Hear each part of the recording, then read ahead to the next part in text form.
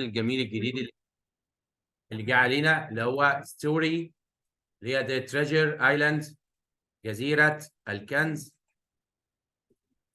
فهنبتدي ان احنا to narrate the story. بتحكي عن ايه الستوري ديت؟ about a boy who found a treasure box and in it there were some maps and papers documents، يعني كده وثائق. تمام. describe او tell him the way to a treasure، طريق الى ايه؟ الى كنز. طيب هل الولد ده هيروح الكنز ده لوحده او who would be responsible for finding this treasure؟ مين اللي هيبقى مسؤول عن الكنز؟ who is that boy؟ he is called Jem Hawkins. تمام. and who narrate the story مين اللي بيحكي القصه ديت؟ اللي هو اسمه جيم هوبكنز. تمام. جيم هوكنز. I'll start by writing about the time when my father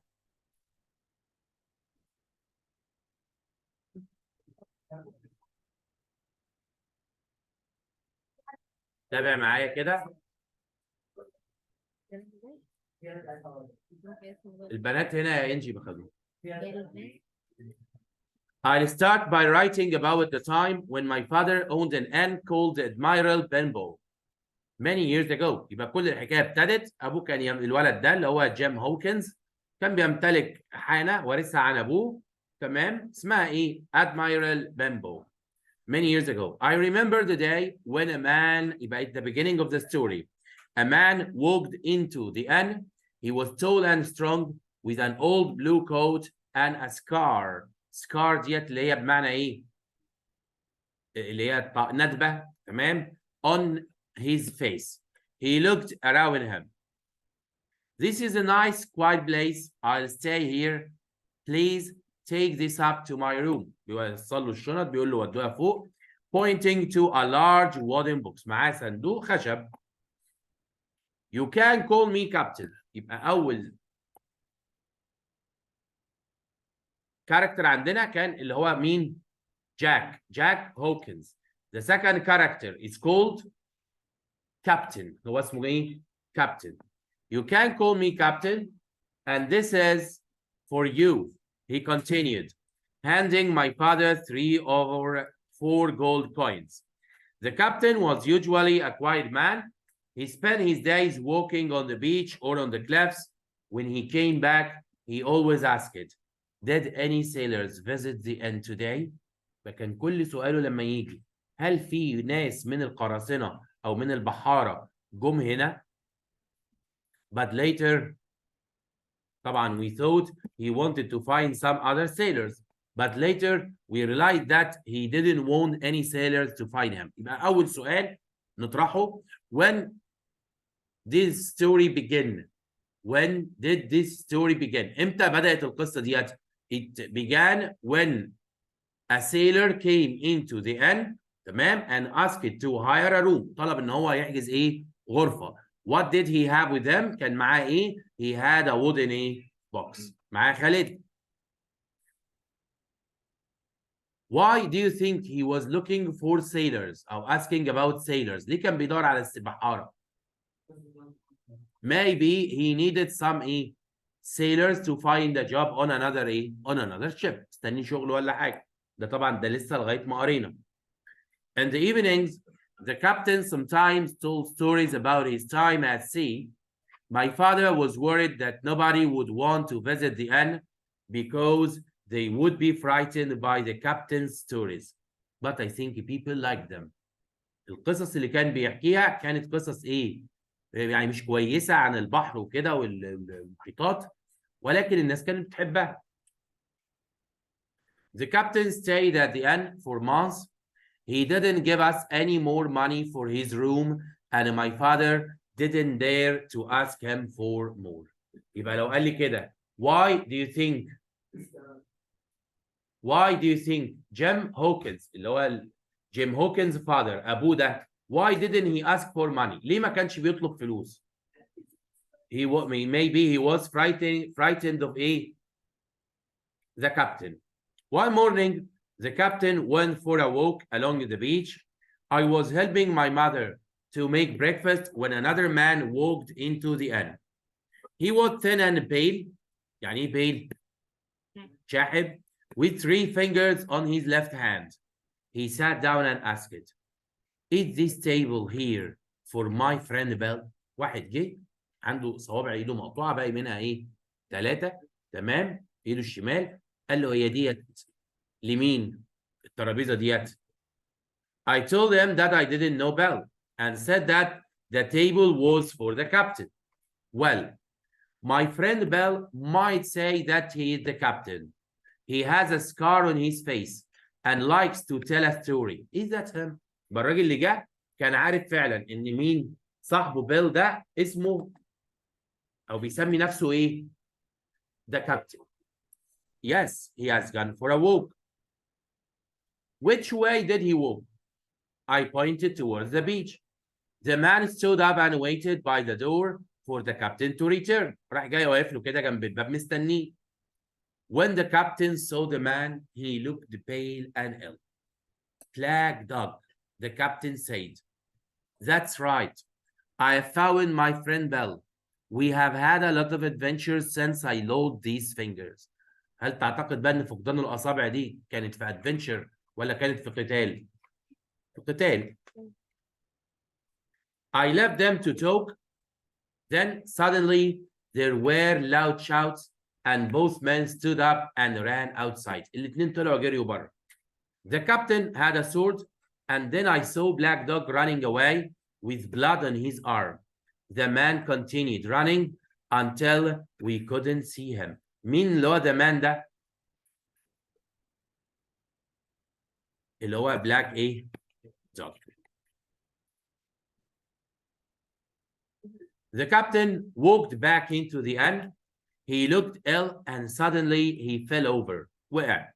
I thought perhaps he was hurt from the fight. At that moment, the doctor, الشخصية كام كده ديت؟ The fourth. الرابعة. أول شخصية قلنا جاك هوكنز father. جاك هوكنز نفسه. The captain. وبعد كده Black Dog. تمام؟ وادي الخمسة اللي هي مين؟ The doctor. The doctor arrived to see my father who was sick. Help us, Dr. Livesey. دكتور اسمه ايه؟ Livesey. The captain is hurt, said my mother. The doctor looked at him and said, he is not hurt, but he's very ill. Help me to make him upstairs. خلينا نطلعه ايه؟ في اوضته. We took the captain up to his bedroom and the doctor gave him some medicine. The captain stayed in bed, but he was not quiet. He told me about his travels at sea and said that he had something which people wanted. يبدأ بقى ايه القصة تحلو. ان هو معاه حاجة الناس كلها ايه كانت عايزاها. Black Dog is not as bad as some of the other men. They all want to find me. Tell me if you see them. الناس كلها عايزة تلاقيني. سبب الحاجة اللي ايه؟ اللي معايا دي. لو حد جه منهم بلغني. بيكلم مين ده؟ جيم اللي هو الولد اللي ايه؟ الصغير. That evening my father died. مات ابوه في الليلة دي. I felt terrible and forgot all about the strange things that the captain told me. لو قلنا كده, what were the strange things the captain had told Jim?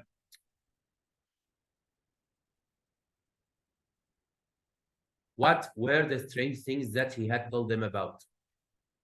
ايه الاشياء الغريبه؟ صندوق ايه؟ ما قالوش على الصندوق. لسه ما قالوش على الصندوق.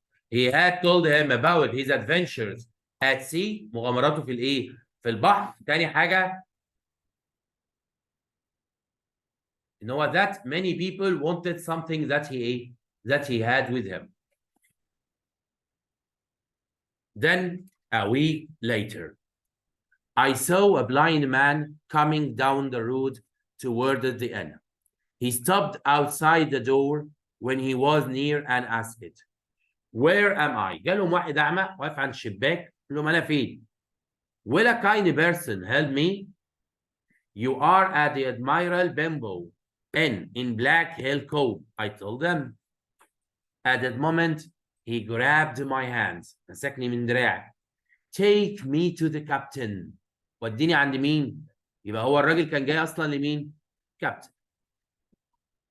I walked with the blind.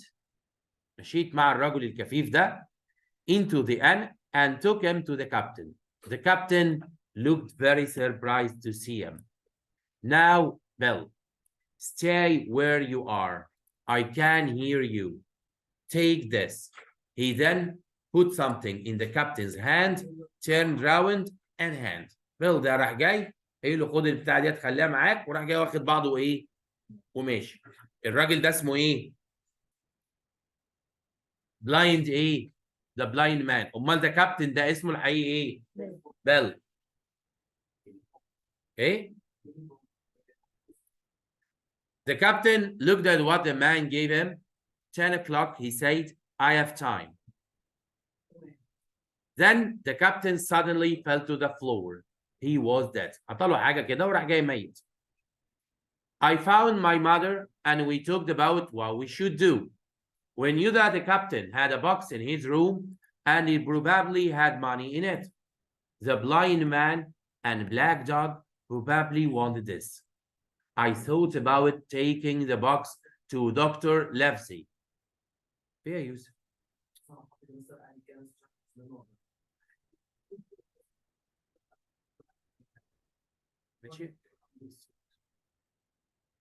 Taking the box to Dr. Livesey. But I didn't want to leave my mother. يبقى what did Jem decide to do after the captain's death? بعد موت the captain ده, he decided to find what was in the the box. تمام. He thought that there were that there was money. We decided to go to the nearest village and ask our neighbors for help guarding the inn. رايحين لمين؟ للدكتور. However, none of the people in the village wanted to help us. They didn't come back with us. But one man went to tell Dr. Livesey. Another man said that we could have his gun. ممكن ناخد البندقية بتاعت مين؟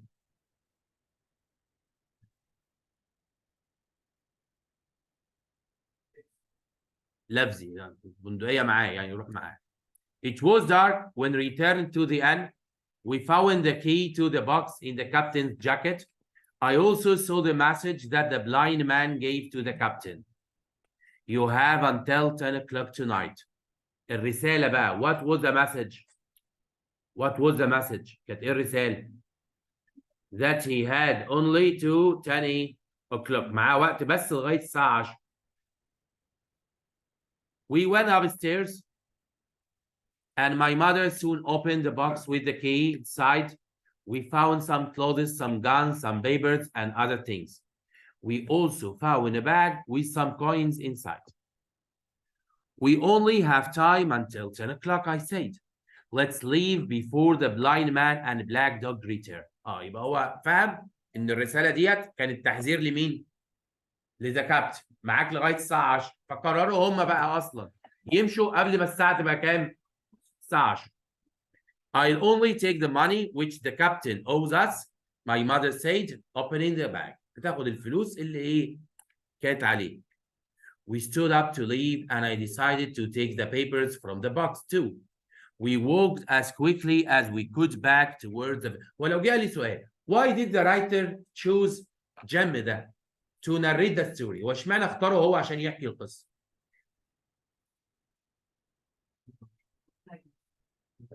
protagonist ماشي يعني شكرا. بطل ماشي. بس ليه برضه اشمعنى هو يعني ليه خلاه هو البطل؟ يا جودي. عشان امه عشان ابوه مات وامه تعبانه مش عارفه تروح التاون ديت Yes, يبقى because his father died. تمام. So he didn't continue. He didn't know what happened next. تمام. بعد كده and his mother got ill and couldn't move anywhere. ما قدرش يتحرك في اي مكان. فهو اللي هيكمل بقى معاه. We stood up to leave and I decided to take the papers from the box too. We walked as quickly as we could back towards the village. But as we walked, we heard the sound of people in the road behind us. Take the money and run. I'm too weak to continue. يبقى هي حتى أمه بتقول له إيه؟ لا أنت استنى أنا هستنى يا ابني روح أنت. I didn't want to leave here, so we stopped under a bridge where we could hide in the dark. وقف تحت إيه؟ كوبري. That was chapter 1. طيب قبل ما نقرا chapter 1 في بعض الأسئلة بس كده إيه؟ هحضرها لك.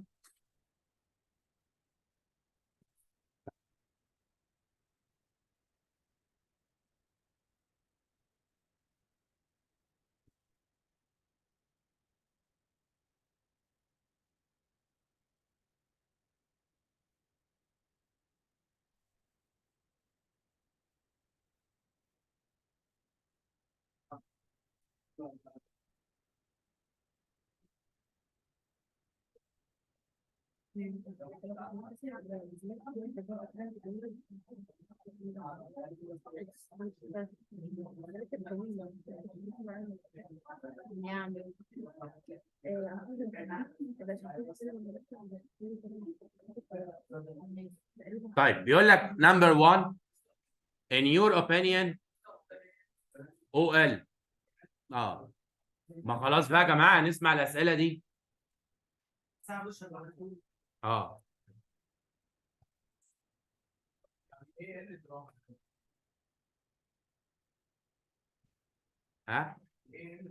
دراما دي نوبل. In your opinion, why did the captain want to stay in a quiet inn? Why did the captain decide to stay in a quiet inn? طبعا انت هتجاوب باسلوبك بس تعرف الفكره. To stay hidden or away تمام from any other sailors who wanted to take what he had. طيب number 2. Jim's father thought that the captain's stories were frightening, but other people liked them. What do you think the captain's stories were about? About his adventures at sea. ماشي. 3. The blind man gave the captain a message saying, "You have until 10 o'clock tonight." What do you think it means?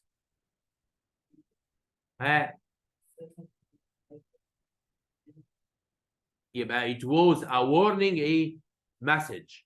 He wanted him to hand يعني ايه؟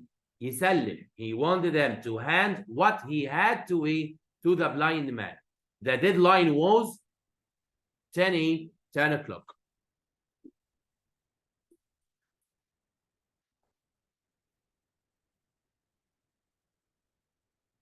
ايوه بتطوري السؤال. حمزه ونور تعالوا لي هنا لو سمحتوا كده بعد اذنكم. تعالوا عشان اشوفكم انا مش شايفكم بعد اذنكم.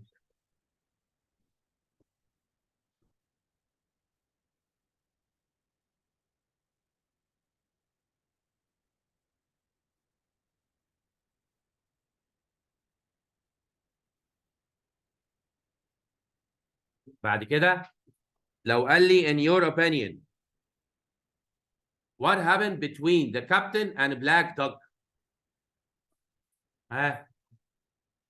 They had a fight. طيب why? Black Dog wanted to take the box. تمام خلينا نقول the box.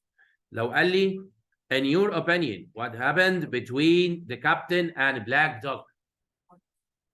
A fight. ماشي. 9. He didn't give us any more money for his room and my father didn't dare to ask him for more. Why do you think Jim's father didn't dare ask the captain for money? Because he was afraid to ask for more money.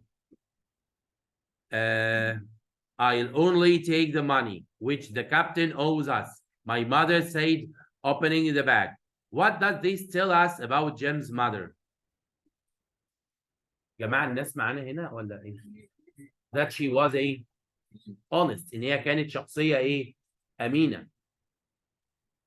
We walked as quickly as we could back towards the village, but as we walked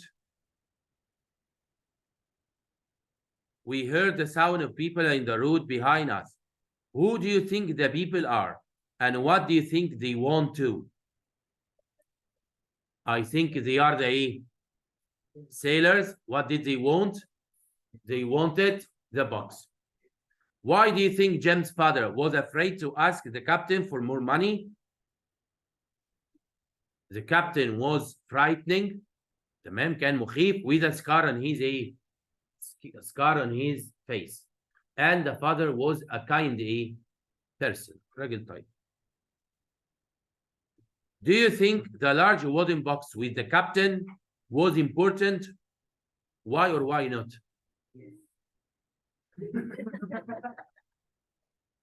Why? Why do you think it was important? Because many people were looking for it. ناس كتير بتدور عليه. Do you think Jem is a good narrator? Why or why not? Good narrator. هل هو راوي جيد للقصة؟ ليه؟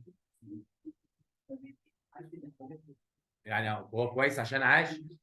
طب ولو مات؟ Because he remembers everything. هو فاكر كل فاكر كل حاجة. لدرجة ان هو بيقول امي ما رضتش تاخد الفلوس كلها، هتاخد اللي تدينها يعني. The captain was a miser. أو swindler. miser بخيل. He didn't pay any money for the room. ما كانش دفع أي فلوس للغرفة.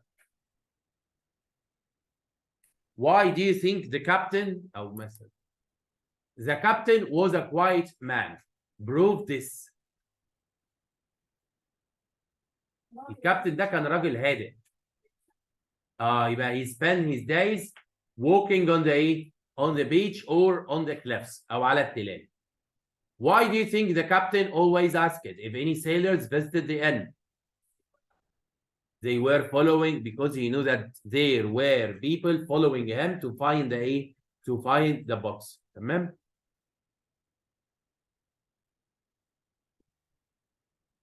Jem's father cared too much for his inn. Cared.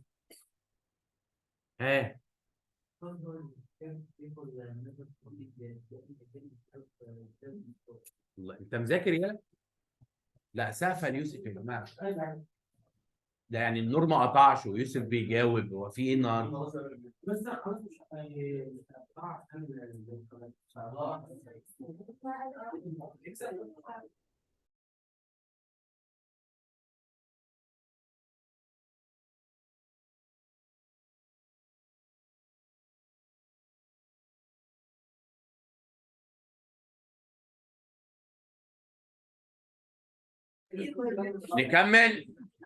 نكمل. خلاص يا حبيبي، خلاص يا ماما. Jem was a good son. Discuss. كان ولد كويس. ماشي، يبقى he didn't want to leave his لا الأول Jem was a good son. Discuss. He helped his parents run the inn. بعد كده 20. Do you think the captain was a good storyteller? Do you think the captain was? Yes. ليه؟ ثواني ليه؟ يعني ايه السؤال طيب اللي انت بتقول له يس؟ طب امال ايه بقى؟ فين الاجابه؟ ايوه السؤال ايه اصلا؟ امال هو يس وخلاص؟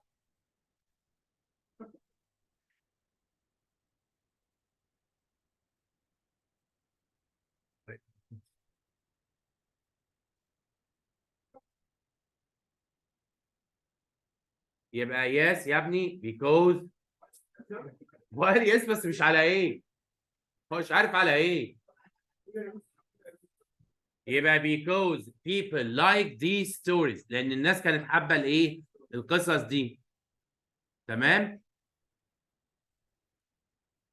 Do you think the captain was a good نادي Black Dog was clever. Do you agree or not?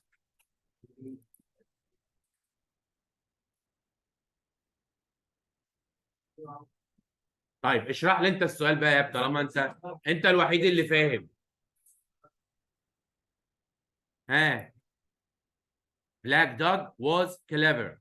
Do you agree or not? ها. يس ايوه كان راجل ذكي. منين بقى؟ ليه بقى؟ because he made Jem. شو قلنا قاعد يتكلم مع جيم، اقنعه ان هو صديق لمين؟ الكابتن، عشان ما يروحش يحذره. تمام. يبقى because he made the Jem because he made Jem believe that he was a friend to the captain, not an ايه؟ not an enemy. Why do you think the captain looked pale and ill when he saw Black Dog in the end? ليه اتخض كده اما شافه؟ ها. because he knew that he came for the ايه؟ for the box.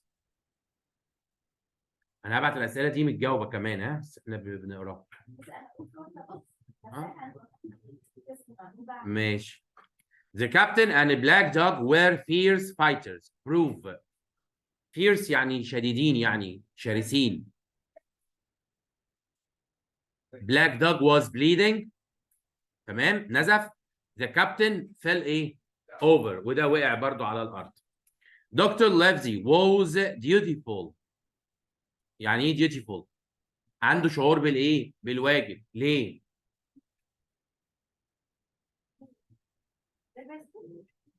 دكتور ليفزي ليه؟ حد فيكم بقى يقول. بس يا حبيبي مالك في ايه؟ ها. why was he dutiful؟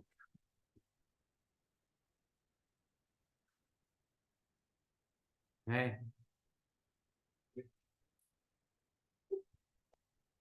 ليه كان عنده شعور بالواجب يا ابني؟ ساعد مامته، الدكتور كان بيساعد مامته. He helped the captain, he examined him and he gave him ايه؟ the right medicine.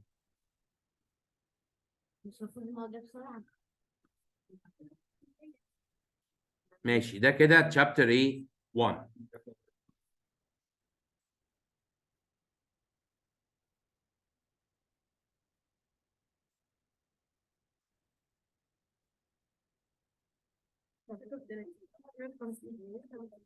ماشي. طيب how do you think that Jem was clever؟ Jem was clever. ماشي بس مش دي. ان هو استخبى يعني تحت الكوبري وبتاع، بس عادي واحد خايف هيستخبى، اي حد هيستخبى. مش ده اللي يبين ذكائه. ان هو he told his mother that they only had until 10 ايه؟ 10 o'clock. ان هم عندهم بس لغايه الساعه كام؟ 10 لغايه ما يمشوا هم كمان. He knew that from the message he found in the captain's ايه؟ hand. ها؟ ان هو برضو لازم يهرب هو كمان عشان الناس كده هتيجي وتستجوبه.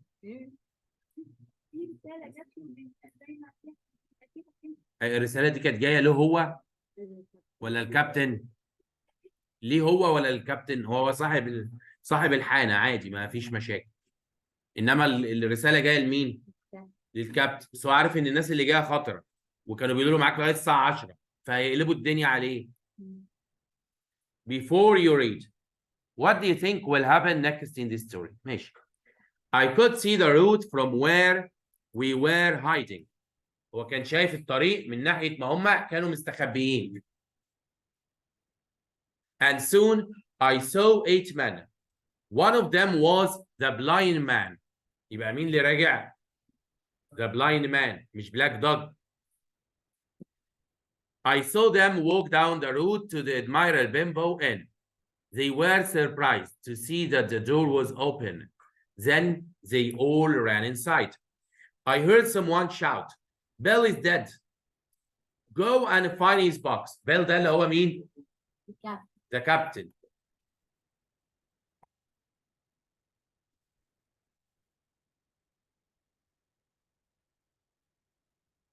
A little later, a window opened from the captain's bedroom and a man called out, "Someone has opened the box." حد فتح الصندوق. Is it there? Only the money is there, replied the man. يبقى في حد فتح الايه؟ الصندوق. ايه اللي موجود فقط؟ الفلوس. لان هي الام رفضت تاخدها. الراجل فاهم برضو على طول. It's the boy and the woman from the inn, shouted the blind man. Let's find them. The men started to look around the house. If you find it, you will all be rich, said the blind man. لو لقيتوا الحاجة دي كلكم هتصبحوا ايه؟ أغنياء. At this time, we heard horses coming down the road. When the men heard the horses, they started to run in all directions. سمعوا حصنة جاية. The horses arrived.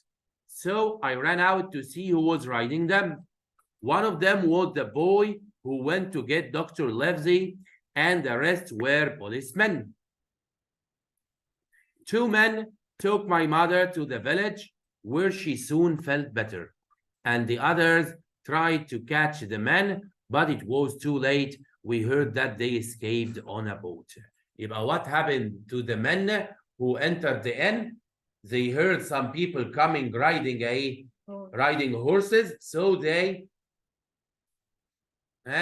escaped everywhere أو in all directions. خلاص. Then they escaped on a boat.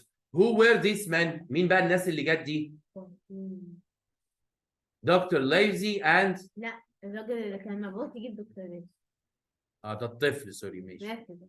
يعني ماشي. The boy who went to get to Dr. مين؟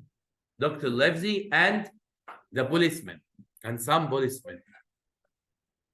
I returned to the Admiral Benbow with the police.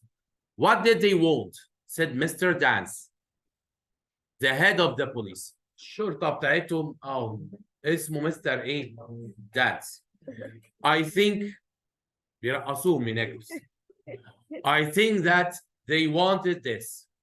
I said, showing him the paper that I still had in my jacket. I'd like to take them to Dr. Livesey. That's a good idea, said Mr. Dance. He is a magistrate. يعني ايه magistrate؟ رجل ايه؟ نيابة. قاضي. يعني راجل نيابة قاضي. الراجل النيابة بيحقق. Judge هو القاضي، هو اللي بيحكم. That I still had in my jacket. I'd like to take them to Dr. Livesey. That's a good idea, said Mr. Dance. He is a magistrate as well as a doctor. He will know what to do. I'll come with you. تخيل زمان كان دكتور ووكيل نيابة في نفس الوقت. يتحسد والله. بيذاكر ياما. We found that يعني كان بيذاكر وما جابش مجموع. We found that Dr. Livesey was not at home, but was eating at the house of Mr. Trelawney. Trelawney. ما علينا بالاسم. An important rich man. اللي هو الراجل ده. Mr. Trelawney asked us into his house. I showed Mr. Trelawney and Dr. Livesey the papers that the captain had in his box. ورينا لهم الورق. I think this might be a clue as to where Flint buried his treasure. كان في واحد بحار اسمه ايه؟ Flint ده دفن ايه؟ كنز. That's why those men were not interested in money, agreed Mr. Trelawney. If you are right, we should take the next boat from Bristol and go and find the treasure ourselves. يبقى what did اللي هو Mr. Trelawney decide? He decided to start a journey to find the treasure. هو اللي يجد الكنز. اللي عندك انت صح. مالكش دعوه. تعالى تعالى تعالى تعالى تعالى. طب تعالى تعالى بس. تعالى انا عايزك والله. تعالى.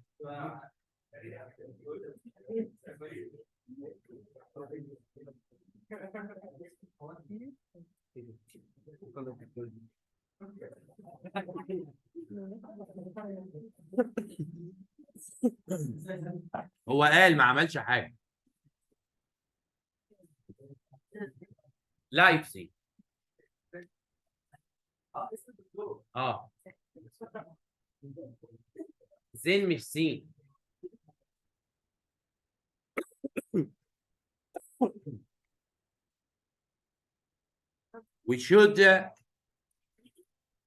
we should look at these papers now.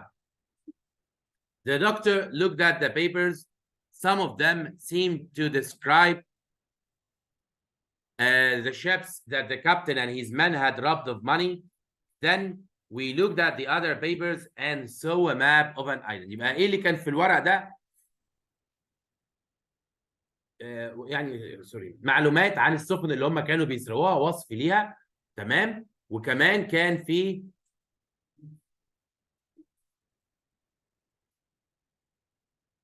كان في طريق او خريطه لوصف ايه؟ مكان كنز. with a big cross on it. Sorry, I saw a map in an island with a big cross on it. كان عليها ايه؟ صليب. on it next to the words most of treasury here. يبقى هو معلم عليها كده ايه؟ ده مكان الكنز. دكتور لايفزي we should go to Bristol tomorrow said Mr. يعني هو ده اللي خرجت بيه من القصه. هو ده يعني هو ده خلاص، ده اهتماماتك. Mr. Trelawney, in a few days we will find the best chef in England. Jim Hawkins here can come as our ship's boy. يبقى هياخدوا كمان مين بقى معاهم؟ الولد اللي هو جيم ده هيصبح وظيفته على السفينه جيم سوري ذا ship's boy. ولد يجيب مشروبات بتفهم كده. You can be the ship's doctor. وانت يا دكتور تبقى الايه؟ الدكتور. It took us longer than we thought. مش عارف ايه الكوميديا اللي في اولى ثانوي دي والله. مش عارف والله. يعني بدأت اقفل بقى كده بصراحة. It took us longer than we thought to be ready to leave England. While Mr. Trelawney prepared for the journey in Bristol, I stayed at Mr. Trelawney's house. شباب الاونلاين الزوم لما يفصل. It took us longer than we thought to be ready to leave England. يبقى التيم دلوقتي بيتكون من مين؟ دكتور لايفزي وعندي جيم واللي هو مستر ايه تريلوني ده. While Mr. Trelawney prepared for the journey in Bristol, I stayed at Mr. Trelawney's house with his servant Redras and spent hours studying the map, thinking about the treasure that we might find.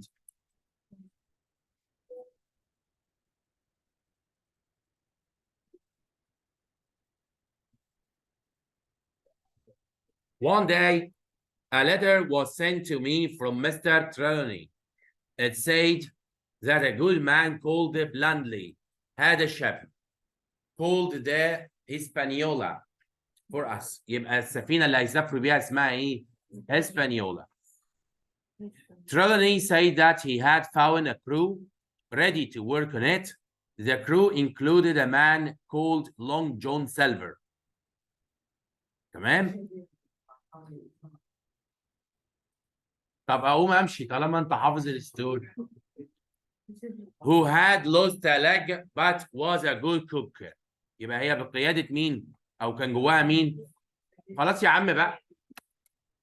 يا عم خلاص. A man called Long John Silver who had lost a leg but was a good cook. ولكنه كان طباخ. Silver also knew other men who would join us. Trelawney said that everyone was excited by the thought of the treasure. I was surprised by this, as I thought we had to keep the news of the treasure a secret. I was very excited by the thought of the journey, and I went to say goodbye to my mother at the Admiral Benbow Inn.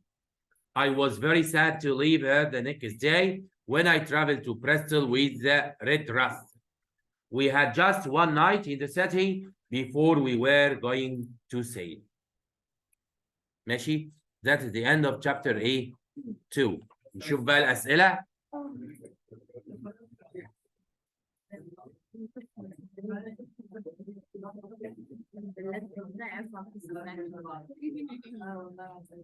عندنا نظام. انتوا متعودين على الزمان. ده انا على فكرة الأسئلة عادية يعني مش حفظ ولا حاجة، ده فهم. كلها أسئلة فهم. الاحساس مختلف. انا بحس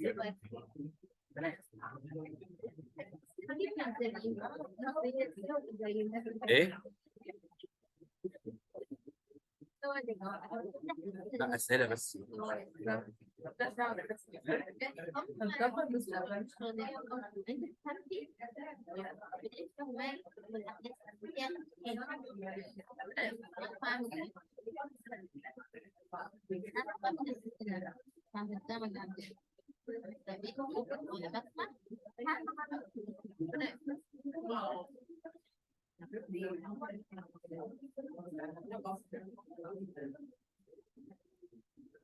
وقت هتسمع ده الجاي؟ أكيد يعني. إيه؟ إيه؟ ومين؟ هي دي؟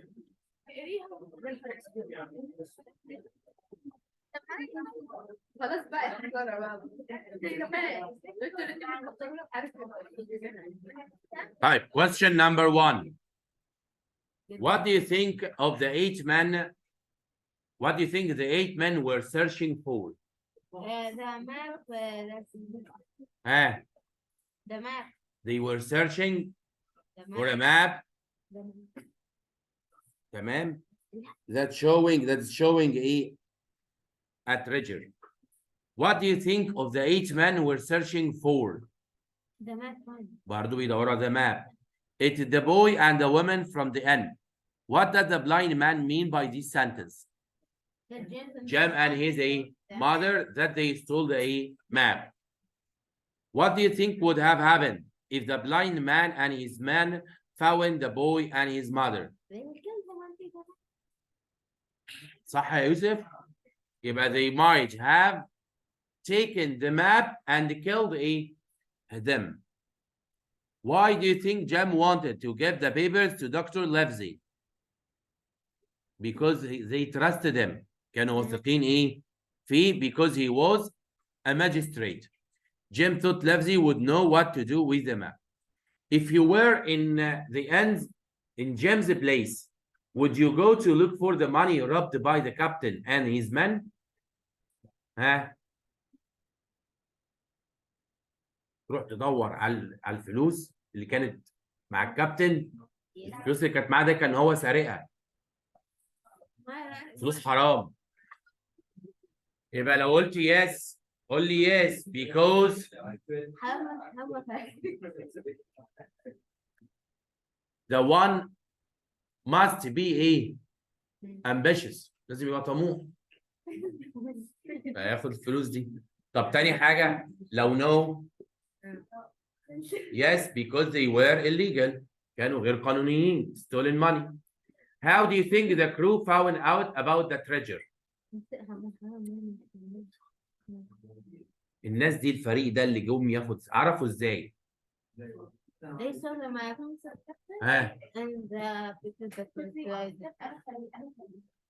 طاقم السفينة اللي جه ده وهجم على الحانة دي عرف منين ان هو في خريطة؟ يبقى the captain مش هو كان بيحب يقرا قصص؟ يبقى he might have told them that he had a map. How do you think the crew found out about the treasure or not? Do you think it's good that the crew know about the treasure? ها why or why not؟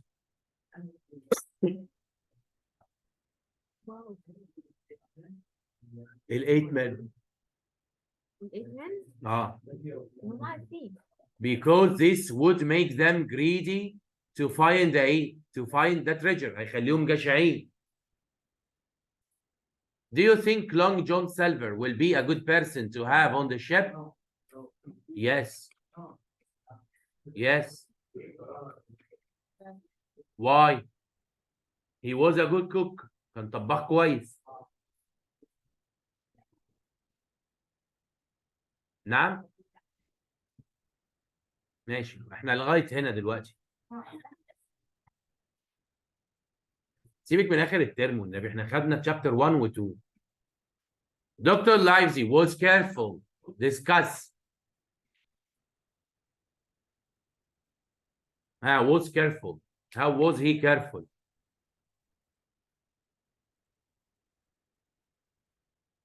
How was he careful?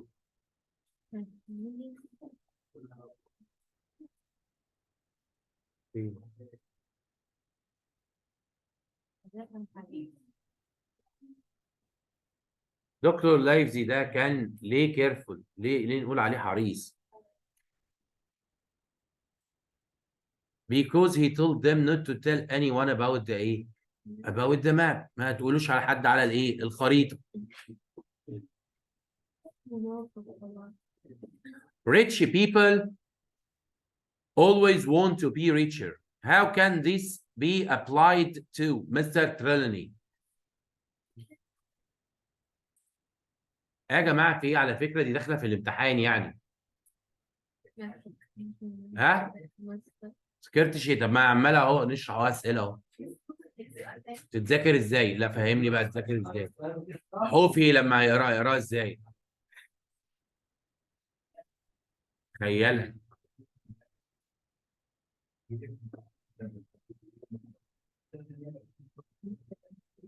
ماشي. Why do you think Mr. Trelawney was a good planner?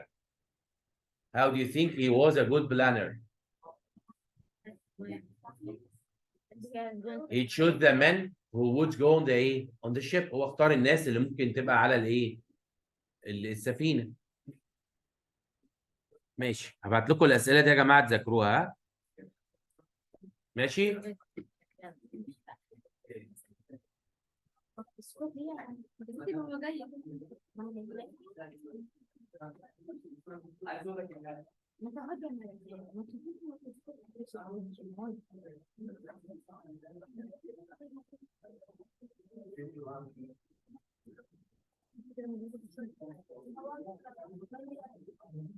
ماشي، اتفضلوا يا شباب.